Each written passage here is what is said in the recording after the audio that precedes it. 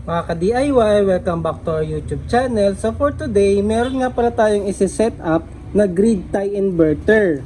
So tanggalin ko muna to para makita nyo yung grid tie inverter. Ito ay grid tie inverter from Solis. So ito ay 3 kilowatt mga ka-DIY. Grid tie inverter, kagaya nung sinet up ko dati na 1 kilowatt mga ka-DIY.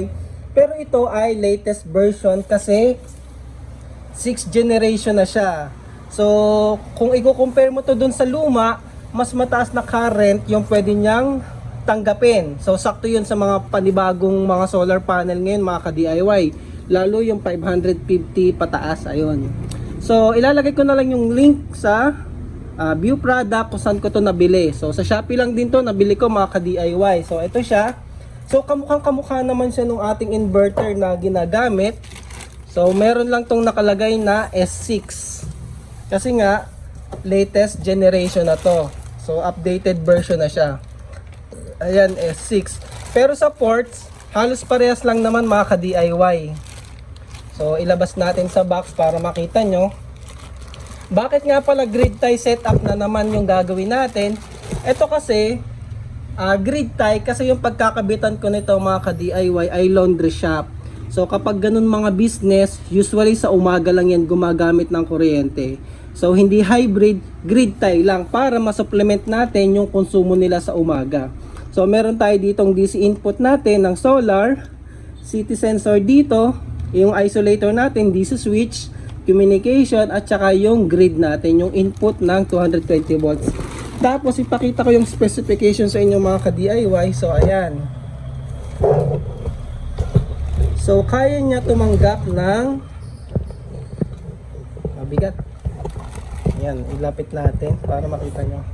Kaya niya tumanggap ng up to 14 amps. Yung luma kasi hanggang 12 amps lang mga ka-DIY. So, ito, mas mataas na current. So, yung mga latest na solar panel, pwede sa kanya. Yung mga 550 up to 600 pataas, pwede sa kanya mga ka-DIY. Dun sa luma, hindi pwede yun. So, ayan. Yan na yung inverter natin. 3 kilowatt yan mga ka-DIY. So, nakalagay naman 3K. So, paano i-set up to? Ipapakita ko sa inyo ang kailangan natin. So, unahin natin yung breaker box. Actually, na-set up ko na yon. Ipapakita ko na lang sa inyo paano ko ginawa. Kasi ang dali lang talaga mga ka-DIY. Ayan, binalik ko muna siya sa box mga ka-DIY. Sa setup pala na to, ang gagamitin natin ay TCL na solar panel 590 watts. So, astig no TCL. Sun power yan. Binili ni TCL. So, ayan. Ang gagamitin ko ay ito. 590 watt solar panel. Meron siyang BMP na 45.96 at IMP na 12.84. So, pasok na pasok yung 12.84 dun sa 14 amps na input natin ng current dyan kay inverter. So ito yung bibiling ko mga ka-DIY, no? Kaso wala pa sa kamay ko, ipapakita ko na lang yan sa video, siyempre sa dulo ng setup natin. Ngayon, after ng solar panel, 4 pala muna yung gagamitin ko kasi doon sa rooftop nung laundry shop ay 4 lang ang kakasya. So titingnan ko pa kung kaya yung 5. So ang mga kailangan natin sa setup na to mga ka-DIY ay syempre breaker box, yung ating DC at saka AC breaker at dalawang SPD for DC and AC breaker box. Tapos syempre yung ating PB cable, grounding cable at yung AC output wire natin. Actually sinet up ko na siya mga ka-DIY kasi ipapakita ko na lang sa inyo kasi napakadali lang talaga mag-setup ng grid tie. Ang sizes nga pala nito mga ka-DIY ay 12 AWG or 4mm. Yung kasing size na yon ng wire, kayang-kaya nun ang 20 amps. So, enough na yun. Sobrang-sobra pa dun sa current natin na 13.57. Ay, 12.84. So, sobra-sobra pa yung current natin. Sobra-sobra pa yung kapal niya mga ka-DIY. Kumbaga, sinize ko na yan ng mas malaki ng konti. Kesa naman gumamit tayo ng 12 AWG, ginawa ko ng 14 para sure. So, buksan ko, ipakita ko sa inyo yung wiring connection.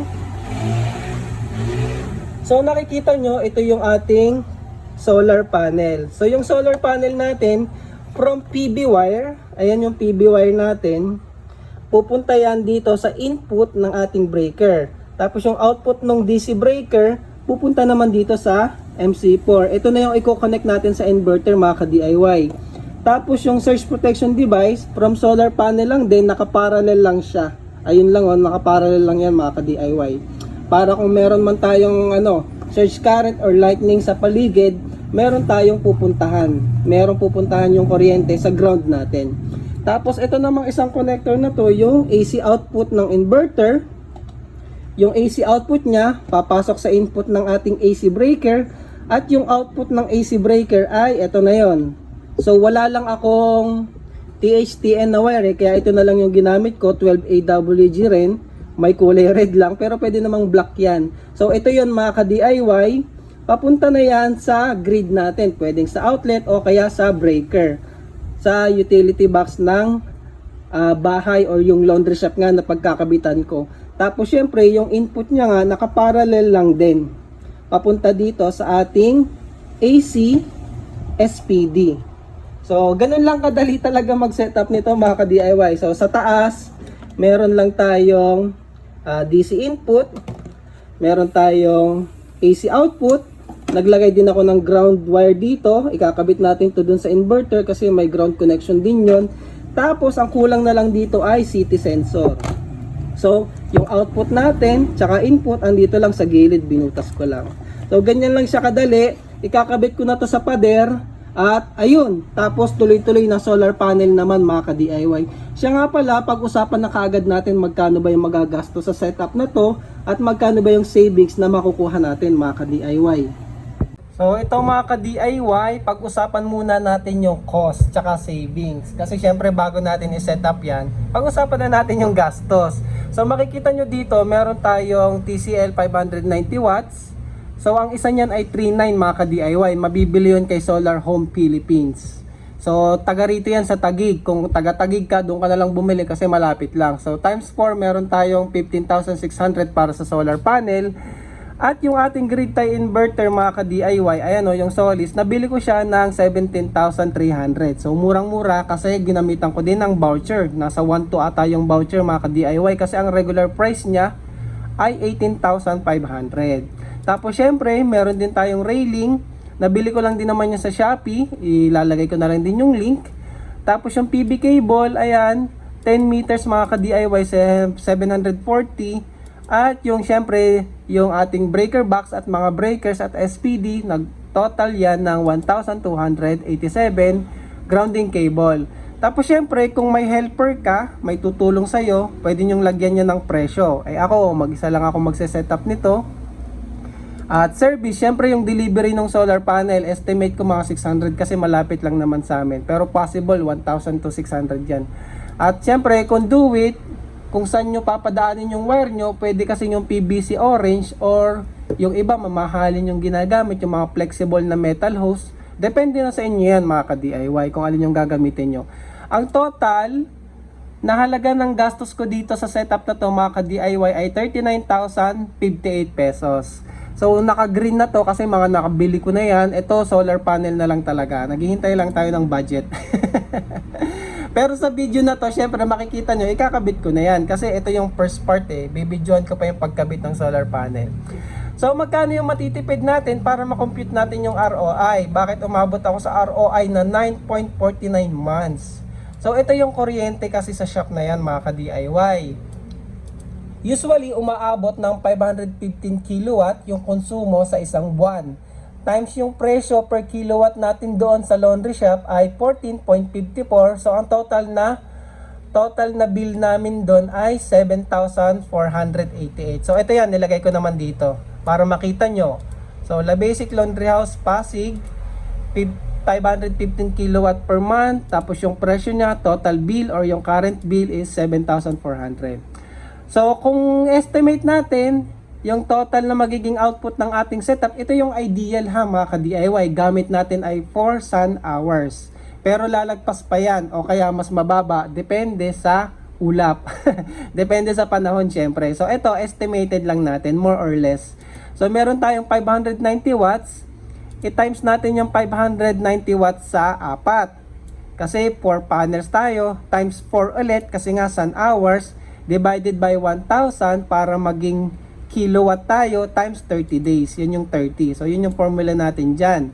So, ang lalabas natin dyan ay total output natin per month na kilowatt hours ay 283 mga ka-DIY. Yan yung kaya nating i-produce ideal sa ating setup. So, yan yung titingnan natin kung marireach ba natin o hindi. So, i-multiply natin dun sa rate na 14.54, ang magiging total savings natin or total output ng ating solar panel in peso ay 4,117.73. So, yan yung magiging possible savings natin. So, syempre, 39,000 divided by neto. So, possible ROI natin dito sa setup na to ay 9 months. So, sabihin na natin 9 months, yan yung pinakamabilis. Pinakamatagal siguro 12 months. Pero titingnan natin ano yung magiging actual. Kasi nga, depende sa panahon yan mga ka-DIY. Kagaya ngayon, ay September, medyo maulap, nag-uulan. So, 'di ba? Mas mababa yung harvest natin. Pero may buwan naman kasi na mas mataas yung harvest natin lalo kapag summer. Lalagpas tayo sa 4 sun hours doon mga ka-DIY. So, doon tayo magdedepende. So, ayan na. Sana malinaw sa inyo. Yan yung mga total na gastos ko, yan yung mga gagamitin natin. Proceed na tayo sa installation. So, syempre, ikakabit ko na sa pader yung ating inverter at saka breaker box.